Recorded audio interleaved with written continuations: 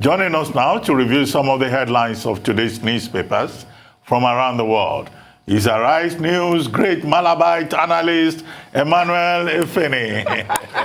Happy Independence Day. Yes, happy Independence Day to all Nigerians at home and in the diaspora. Good morning, Rufai. Morning. Good morning. The green tie on. Yes, good morning, Dr. Ruben Abati, my friend. Malabite. Yes.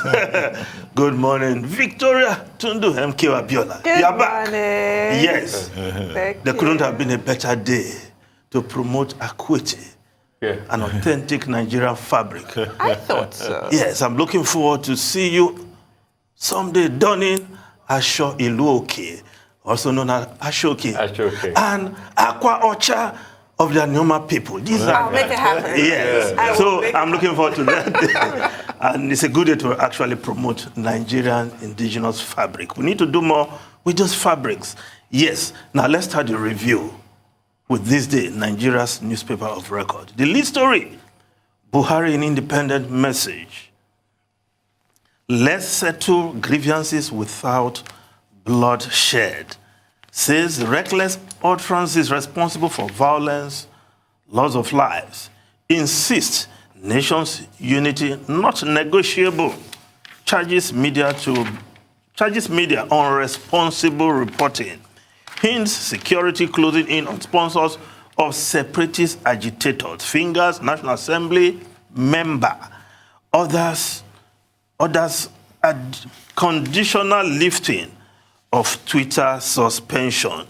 Well, if I just take off from the suspension of Twitter, the president just reeled off conditionalities that may hamper the lifting of that suspension. In fact, listening to the president this morning on my way to the office, it seems the president took time on that issue of Twitter with a tinge of glee, if you will. That couldn't have been an achievement, but we hope before long the president will do the needful, because what he has said is not like a marching order.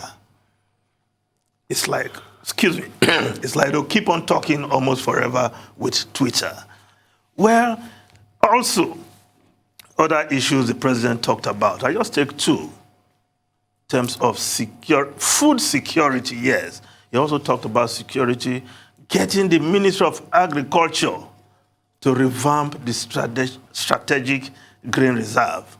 After 6 years on the saddle, when the prices of goods, foodstuff going up every day in the market, and middlemen mopping up harvest.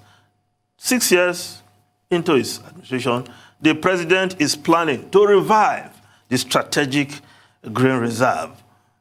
Now, Ruben, your boss, Jonathan, did so much in building a number of these reserves. You mean they were abandoned all this while? Well, we just move on to the other issues of the day, but other newspapers are also reporting the president's speech in this independence anniversary. The president trying to key into the mood of the nation.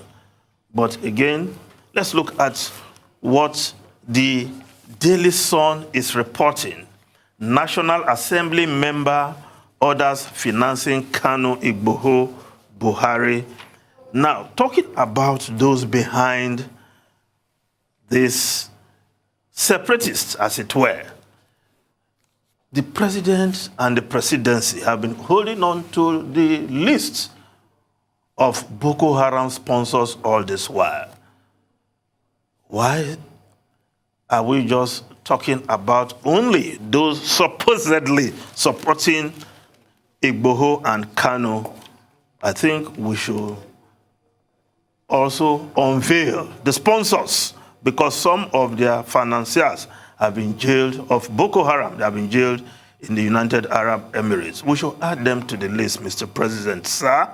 And if you look at the Guardian newspaper, yes, also reported this story, Nigeria at 61, don't despair over current challenges, Buhari tells Nigerians. Now, the Daily Trust newspaper decide to do it differently. Nigeria at 61. Daily Trust unveils unsung heroes. While the Punch newspaper, VIP's National Assembly member funding Igboho Kanu, says Buhari vows to arrest, prosecute those inciting violence in words, action. Last 18 months, most difficult in Nigeria's history, declares president. Perhaps the president should have spared a thought for those who have been killed in the many violence in parts of the country. Look at the front page of the Punch newspaper. Defend yourself, Bishop tells Southern Kaduna, 38 victims buried. You can see the casket.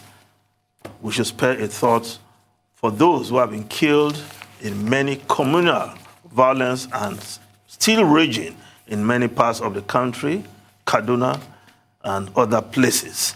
Now, Leadership newspaper, past 18 months most difficult in Nigeria's history. Now, the Vanguard newspaper will deal with secessionists, their sponsors, Buhari, above the masthead, will send ESN after those behind killings in Southeast. Who is saying this? IPOB. Well, IPOB, accused IPOB now saying they will fish out those who are behind the killings in the Southeast. Those they now call unknown gunmen.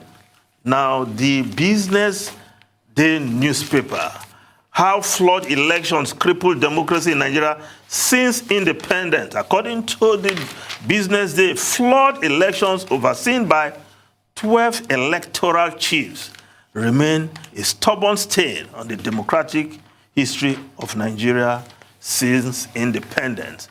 The reason why we must get it right in the amendment of the Electoral Act, so that going forward from 2023, we can have better elections, free, fair, transparent, through the electronic transmission of results. Those legislators who are still hiding behind the mask and saying there's no network in their villages should hide their heads in shame on a day like this, because Nigeria must move forward. Now, the foreign newspapers quickly. The Times of UK. Everett killer and police shared abusive messages. 5 colleagues investigated over offensive material. Met struggles to restore its reputation.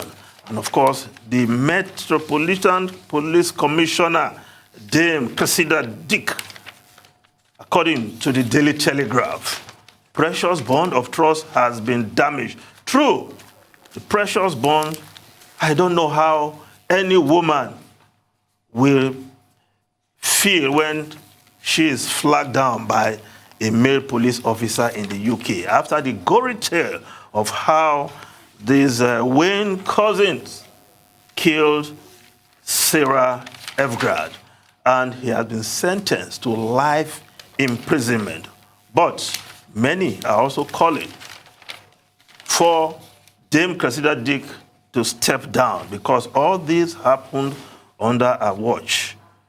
Well, that call in itself. But if we look at the front page of the Times again, Ruben, you mentioned this. The headline here, chop, chop. Britain in urgent need of bushers. Yes. They should come. We have people like you here. No, I'm not a busher. Chop, chop. No, I'm not a busher. We have a Lerons in Agege. We have butchers in Igbudu Market in Warri. Please, they should also be considered. Britain should not only be interested in our doctors and our nurses. They should also be interested in our bushers, because the minister, they are planning to give 1,000 visas, special visas to bushers. They must consider Nigerian bushers along. If you are considering, you are recruiting our doctors and our nurses, please also look at our butchers. They have the skills. Is it not? And is it not? are classified as skilled workers? Yes. In the United Kingdom. Yes.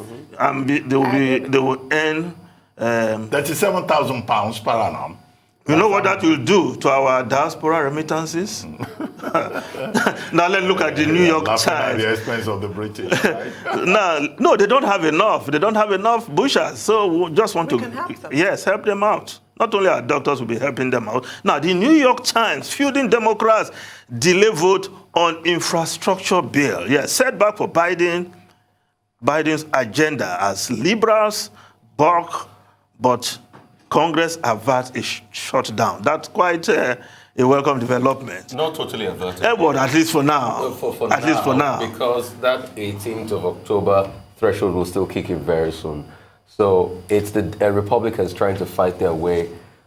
They've stalled conversation on the $3.5 trillion package for Biden and also the $1.2 trillion dollar package.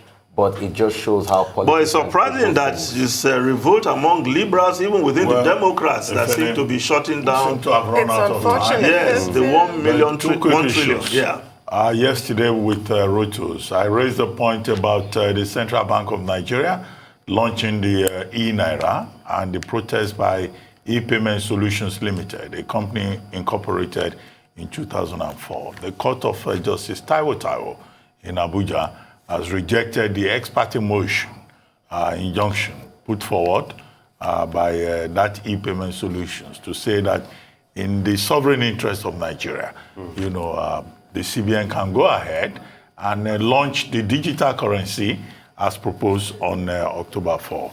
I think, that's quite interesting. But it looks like, Rutu Sodiri yesterday had the proud information. And then, of course, there's a story on page 10, again, of this day, today, saying that at no time did the Nigerian Director General of the World Trade Organization, Ngozi Okonjo-Iweala, threaten to resign. It was all over the place yesterday. Yeah, Roberto Azevedo, who occupied that position before her, decided to throw in the towel, 1 year ahead because of the existential crisis that the WTO has been facing. So we want to commend Ngozi Okonjo-Iweala for her courage and for saying, I love this job and I'll stay here and I can make a difference. And we hope that she will be given the opportunity by the members of the WTO to make that difference. Thank you very much, Emmanuel.